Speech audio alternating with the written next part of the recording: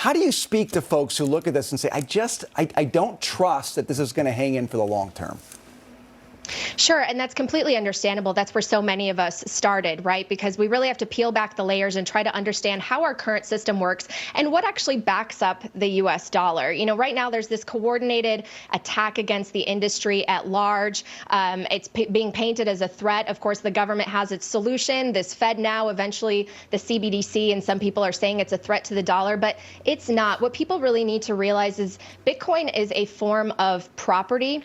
It is a store of value, like real estate and like gold. And our country was built on the value of securing property rights. That's core to our democracy. And I think what's happening lately that's shaking people's confidence is Bitcoin is really being used as an excuse by people in power who have been creating policies that do affect the U.S. dollar and hurt the dollar. It's their excuse to not address those policies. And Bitcoin is used as this invisibility cloak. And I want people to think about something. If Bitcoin ceased to exist tomorrow, poof, it's gone. Elizabeth Warren, super happy.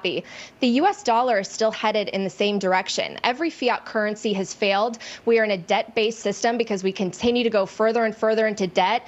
And the world is deciding that we're moving from a unipolar world to a multipolar world. And countries are saying we don't want the world's reserves to be in one currency that can be weaponized because the U.S. keeps spending on itself and issuing these paper promises. So I'm actually going to D.C. in 2 weeks with the message that Bitcoin needs to be embraced by the U.S. strategically now more than ever because we have a technology network impervious to attack and hacking. The U.S. dominates the mining industry right now. Bitcoin allows us to securely transfer value across the internet. So why would we throw that away when the future of the economy is in cyberspace and also the future of warfare is in cyberspace?